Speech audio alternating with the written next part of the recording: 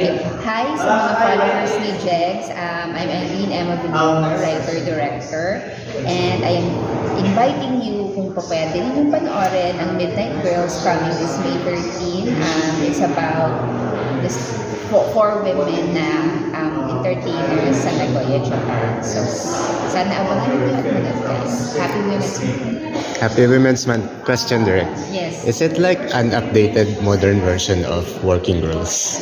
I have a feeling na baka ganun. Parang papunta doon kasi nga ano nila, tapos parang dilema ng mga bagong babae ngayon kasi parang we're hoping na i-discuss parang di ba ano yung moral ngayon, parang ganun sana. So it's about friendship, sisterhood, and sa hirap ng buhay, paano na yung definition ng babae in terms of relasyon niya sa pera. Plus Pera at sa pamilya, sa pag-ibig, sa ganun. plus migrant female workers at that. Migrant female workers, and of course the sex work of it all. Arigatou gozaimasu. Ano sa